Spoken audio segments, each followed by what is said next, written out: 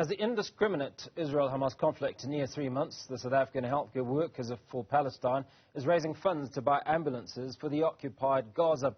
The non-governmental organisation also hosted a fundraising vigil in honour of healthcare workers and journalists killed in the conflict. For more on this conversation, we're now joined by South African Healthcare Workers for Palestine spokesperson, Dr. Marcelia Theron. Dr. Theron, appreciate your time this evening. Let's just rewind a night ago to when the vigil was hosted. Speak to us about the vigil and its intentions. Right. So the vigil came about as an idea to spread awareness, especially towards the end of the year. As healthcare workers, when the foundation was founded, we felt very concerned for where the conflict may go, and rightfully so. The numbers rise by the day. So for this vigil, we especially wanted to honor the healthcare workers and journalists on the ground in Gaza and Palestine. Quite frankly, they are heroes. They are heroes because they died in the line of duty to speak the truth and to protect and serve human life. They did nothing wrong to deserve what happened to them, so we wanted to pay our respects to their sacrifice, which I could barely call a sacrifice because it was inflicted upon them. We wanted to pay our respects to their integrity and their suffering, to the suffering of their loved ones, and then, of course, to pay our respects to all of the innocent civilian lives lost. Apart from that, we also felt that the cause is one that affects all of humanity. For that reason, we wanted to bring together people of all backgrounds, of all faiths, to say that we stand together in solidarity to call for a ceasefire and to bring the awareness to the fore in how it affects all of us. The fundraiser was it came up as an idea because we thought, well, as healthcare workers, how can we help? We wanted to help in the medical and healthcare sector. So we felt ambulances would be very appropriate to get help on the ground in a very tangible way that might still save lives.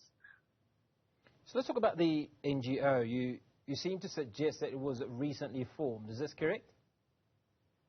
Yes, it was formed shortly after the 7th of October.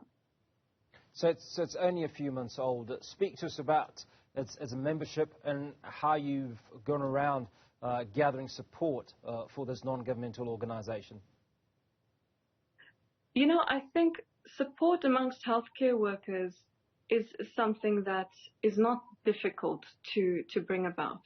Because as healthcare workers, doctors, for one, commit an oath.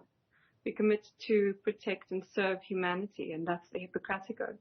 And healthcare workers of all other sectors, nurses, psychologists, physiotherapists, all of them are welcome to join Healthcare Workers for Palestine, and they have done so because these professions care greatly for the well-being of humanity. Now, one of the things that you mentioned is that you gather information. I think on a lot of the information that you get obviously might be from your colleagues who are firmly on the ground and via social media. Now, as a health professional, speak to us about some of the challenges that they're facing and paint a picture for us of the amount of work that health professionals that are in Gaza at the moment, and I think also many journalists that you obviously that fall under that an umbrella, what they're going through at this point in time. So I can speak to that on a fairly personal level because as a doctor, I work in the emergency unit. And I consider myself very fortunate to know that I have a home to come back to for this interview. With regards to what my colleagues are going through, I think it is unimaginable, the scale of their suffering and how difficult it is to render healthcare under the circumstances. They have no access to water, food, fuel, electricity. They cannot keep ventilators going. Giving anesthetic to perform surgeries became impossible, so they've had to perform C-sections and amputations without anesthetic, and amputations on small children. And some of them die from the pain simply of the operation which they have to perform to try and save their lives.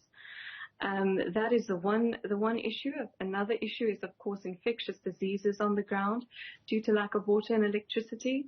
There's poor sanitation, so there's a spread of diarrhea, hepatitis, sepsis in the wounds, of course, not to mention their mental health. I don't think that our expertise in mental health can even match their need and what will be needed, not only to treat what is happening, but also to allow for recovery. We would like to help as far as we can.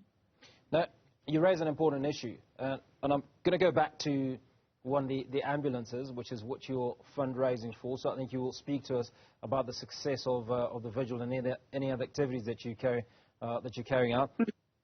But you also talk about the mental health, or the mental well-being of the doctors, of the health professionals that are on the ground and that are attending to the challenges that many of the Palestinians are facing in Gaza. Now, who's there for those doctors? Because there almost seem to be a forgotten lot, because we're worried about the families, the children, and all those that are suffering, all those that are injured. But then there are these individuals who are at the front line of the war, so to speak, who are working very, very long hours, long shifts, having to deal with insufficient resources to deal with the most challenging of situations.